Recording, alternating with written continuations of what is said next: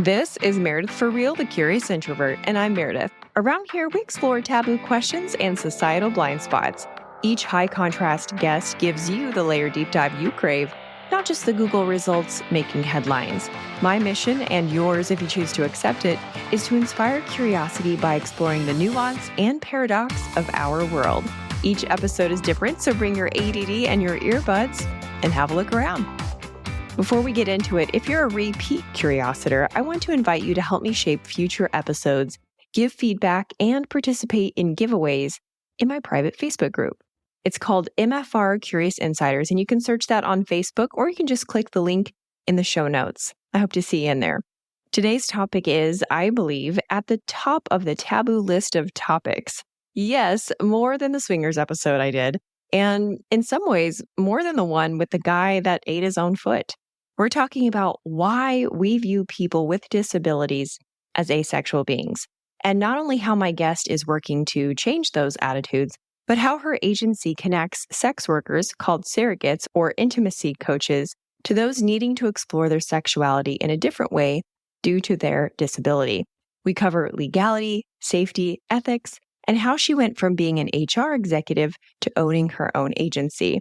Lastly, if you end up liking this episode, you'll also like the one I did with author Joshua Harris asking if sex should be saved for marriage. That's episode 156. All right, friends, keep it curious. Nowadays, a lot of people are doing their best to be sex positive.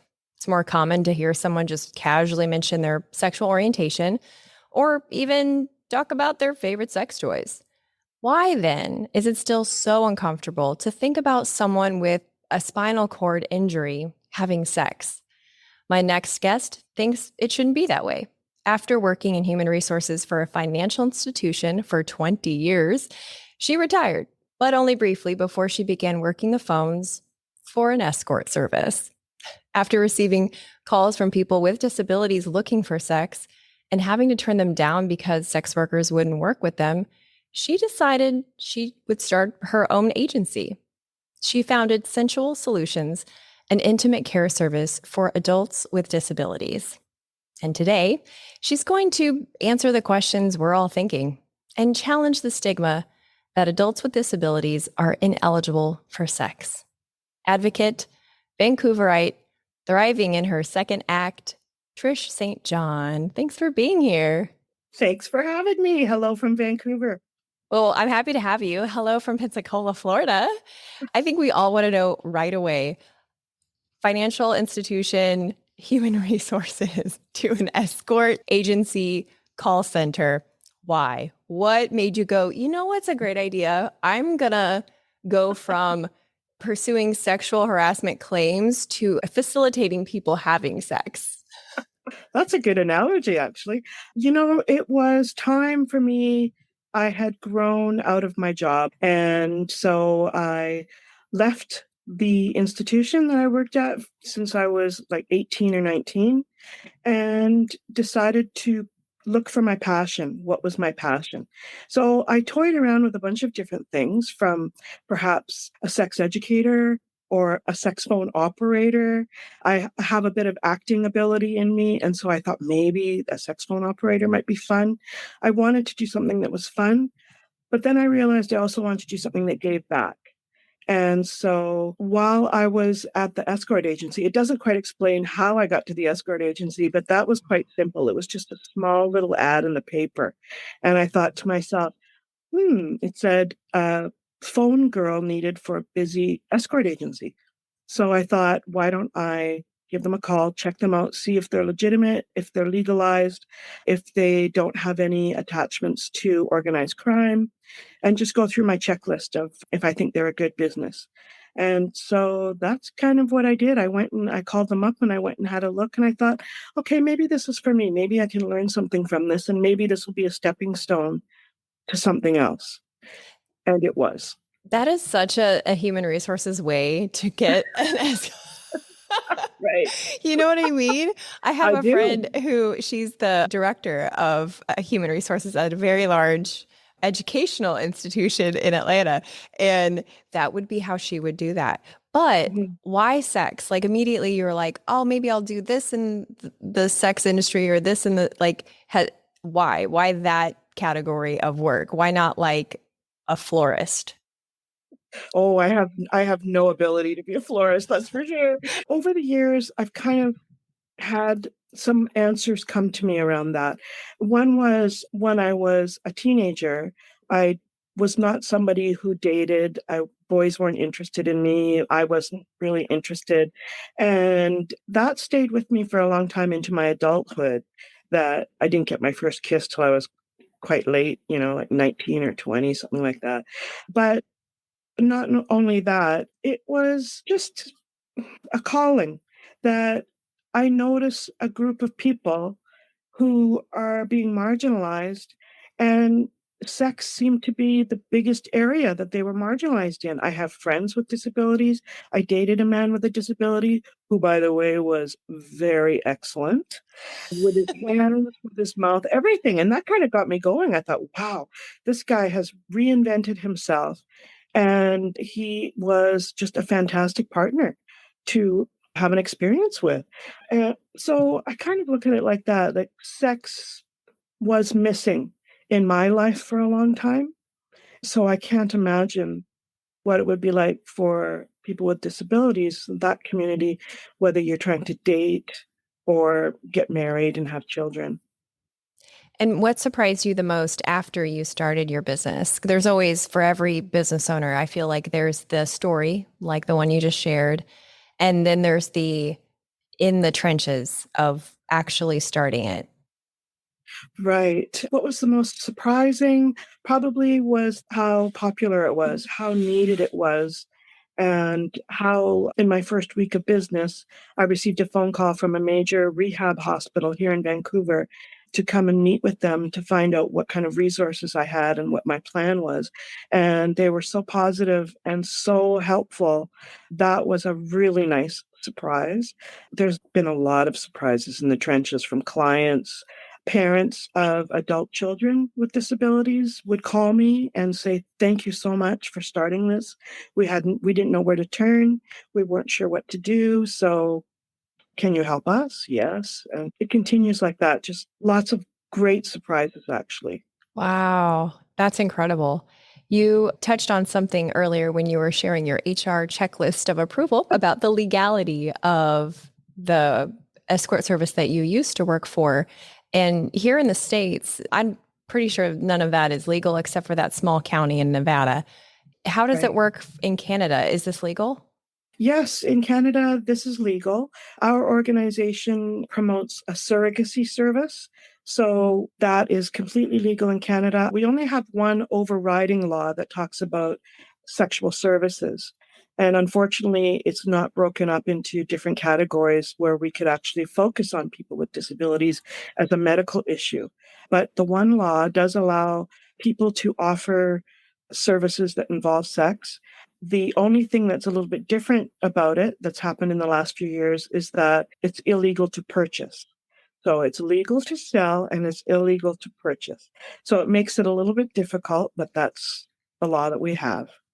When I was looking more into this, I understand now that that criminalizes the John and not the sex worker.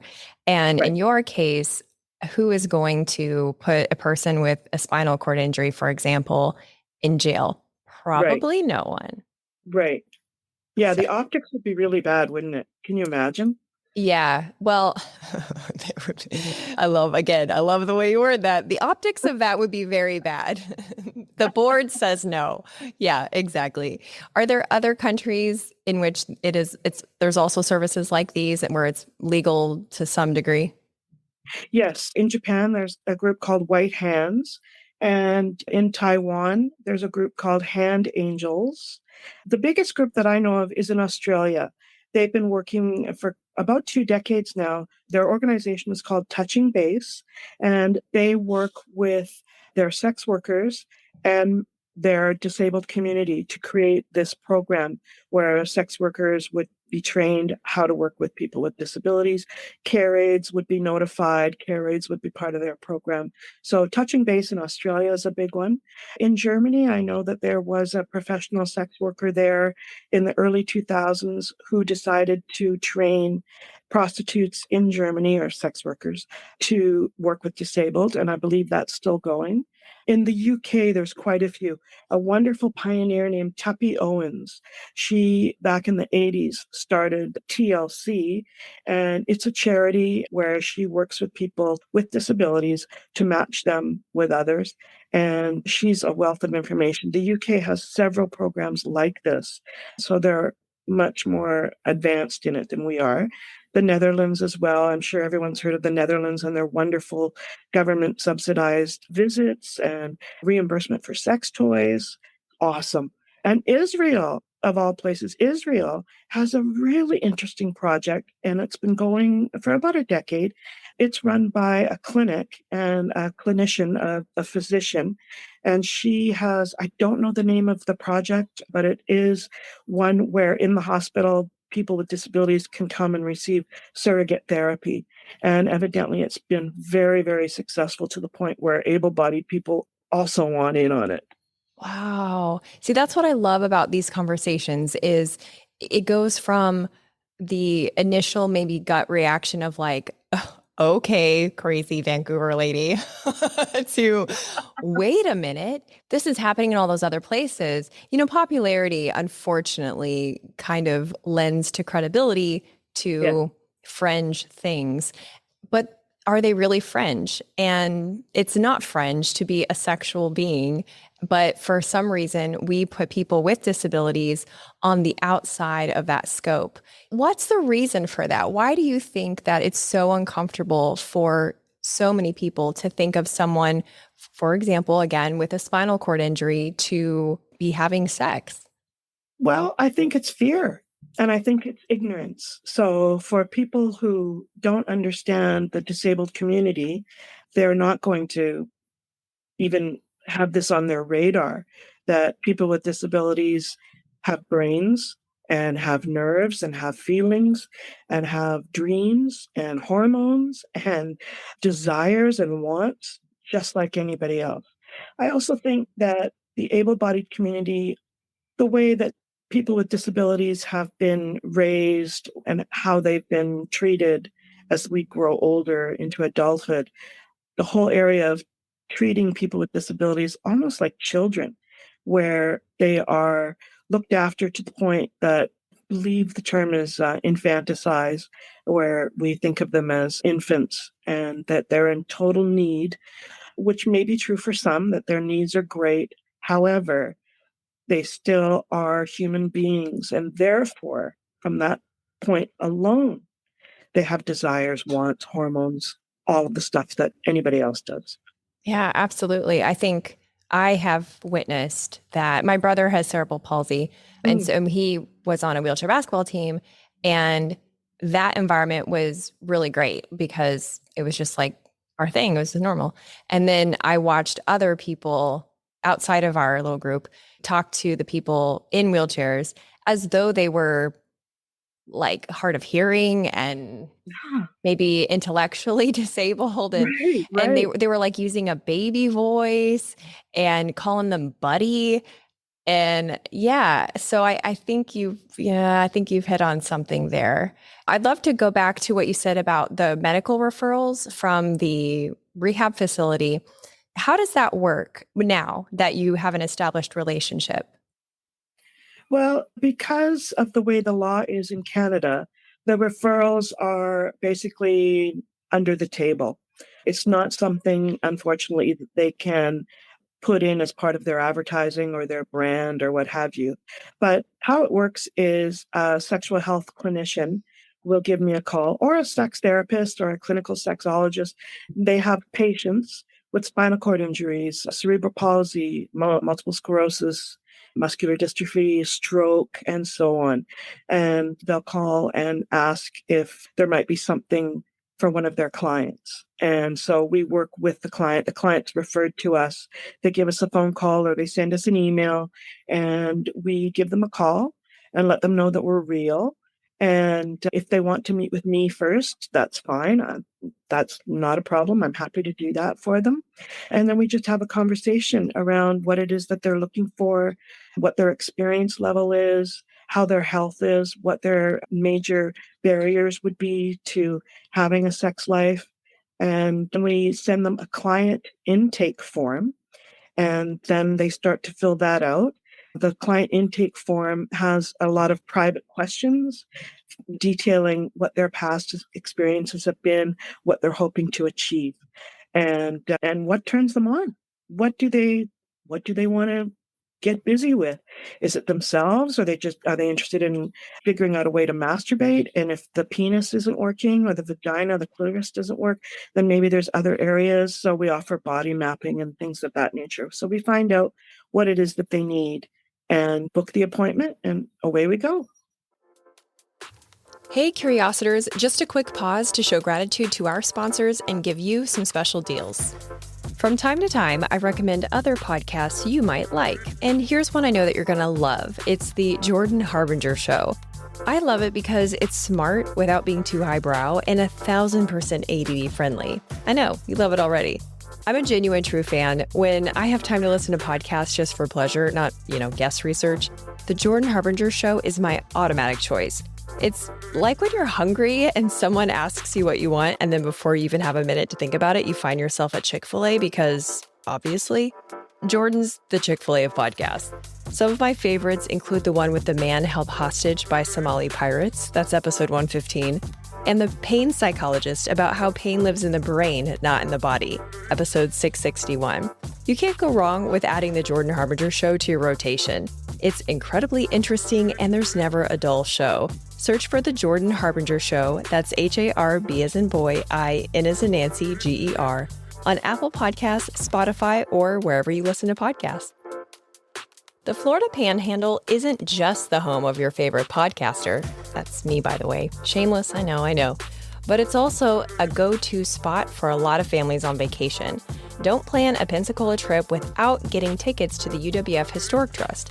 It's good for a whole week, and it's a great indoor activity option.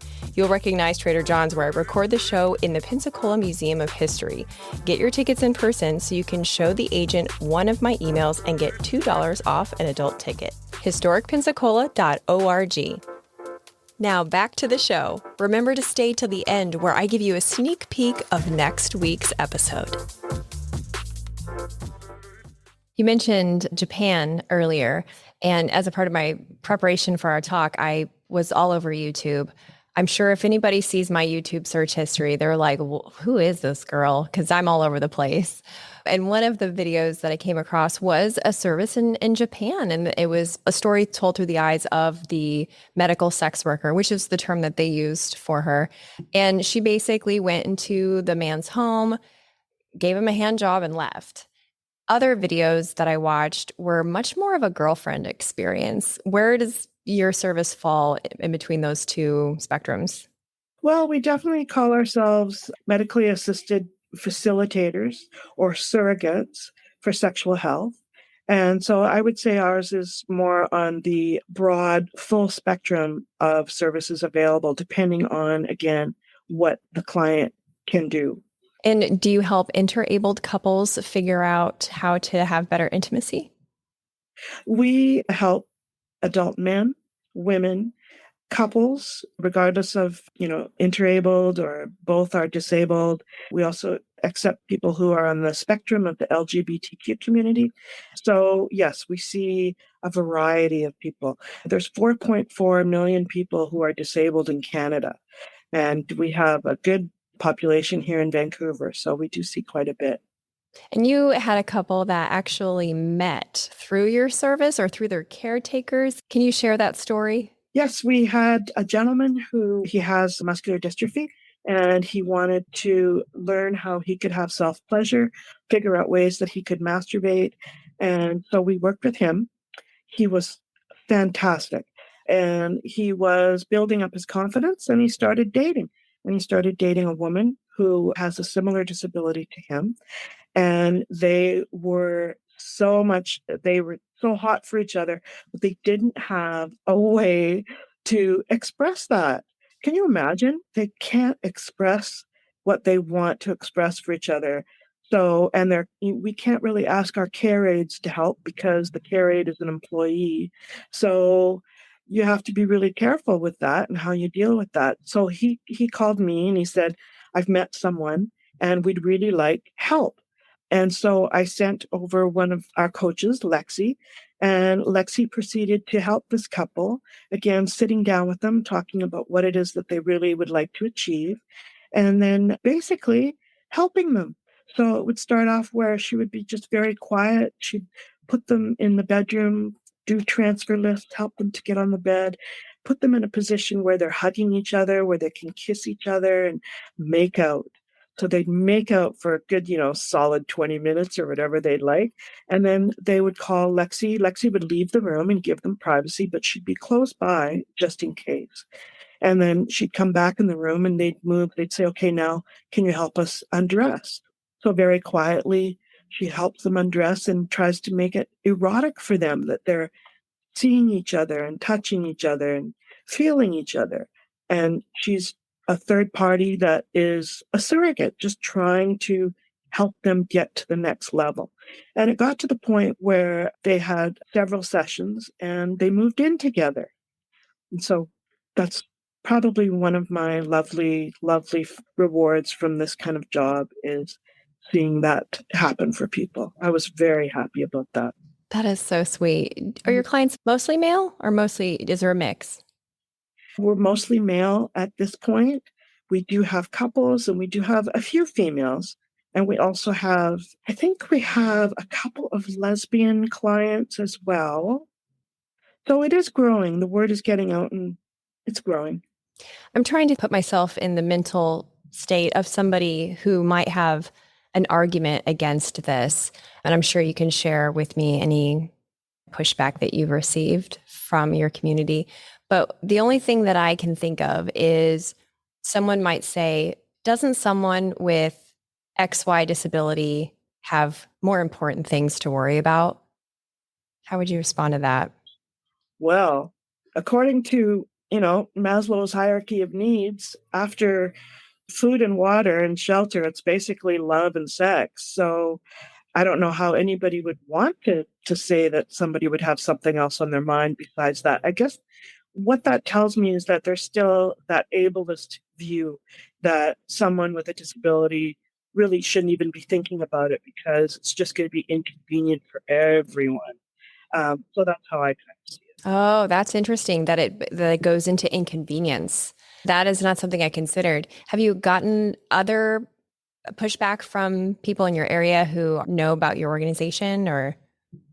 I'd have to say the answer definitely would be no. However, there was one case when I was on a radio show, and the feedback afterwards was from one gentleman who felt that we were just basically trying to fool the community, that this was prostitution, and just felt that in every way this was wrong. The scary thing about that is that person's a care aide. Oh, well, they might have some built up issues of their own. So that's usually the case. He who protests too much is usually, Right. Tell me about what do you call them? Intimacy coaches? We call them intimacy coaches, and the whole idea is around surrogacy or assisted sexual health. And who are they? Like, give me an idea of their educational background, why they're interested in this work, kind of paint a picture for us of they are. Sure. The people that come forward, for the ones that I take on, and they go through a very rigorous, because I'm from HR, they go through I love that so much. You have no idea how much I love the paradox of you like being an exactly. HR professional and Yeah, doing this. It makes me so yeah. happy. Sorry, keep going. So they're people that are really definitely wanting to help other people. You can see it in who they are and their background. A lot of people come to me who are social workers, who are sex workers, who want to do something different. I They're have a social clinical, workers and sex workers. yes. And so they want Yes and no, both. And they want to do something to help this community.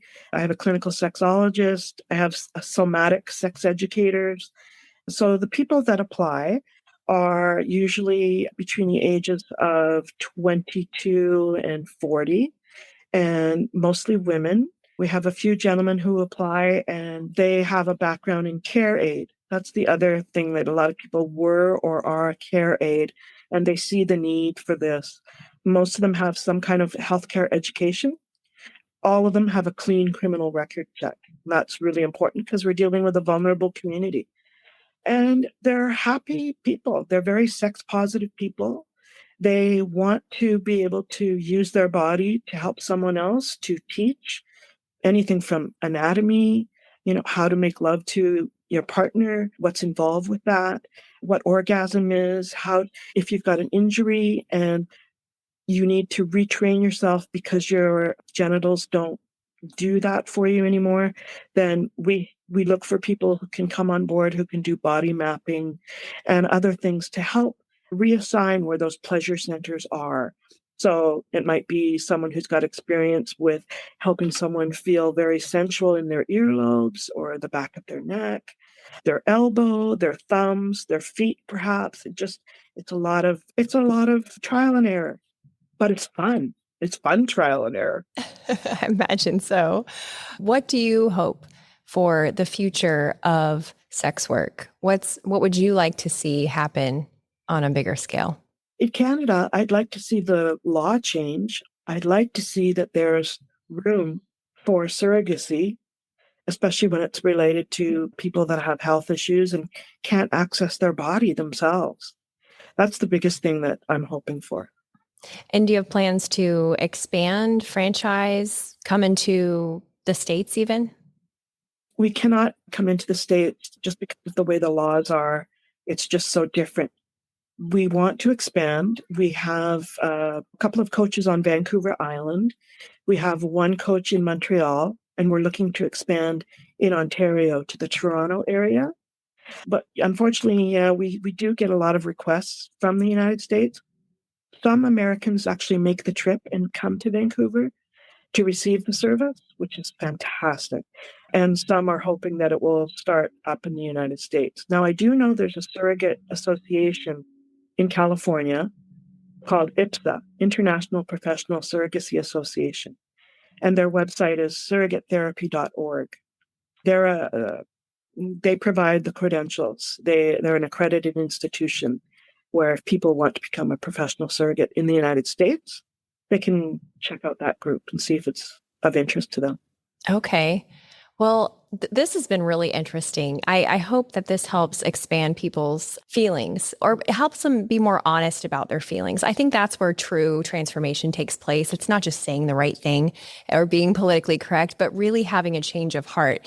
And I love that you were open and you shared that you had a relationship with a man with a disability, and that really changed your mind about things. And, we're a bit of a late bloomer, and all of that fits and puts the puzzle pieces together to paint the picture of your motives and who you are. So thank you for sharing that. And I hope that our listeners can come to an honest place about how they think about others with disabilities having sex, and that there really is more, inclusivity in that department.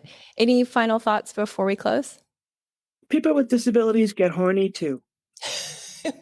I love it. How can people stay in touch with your organization? You can check out our website, sensualsolutions.ca, or you can check any of our social media profiles. We're on all of them, including Yelp. Perfect. Thank you so much. This was great. Thank you. I really appreciate it. Thank you so much. Thanks for listening. If you liked this episode, you'll also like the one I did with author Joshua Harris, asking if sex should be saved for marriage. That's episode 156. Stay tuned next week for my conversation with the philosopher asking the question, if UFOs and aliens have been disclosed as real by members of the U.S. government, why does no one seem to care? Until then, keep it curious.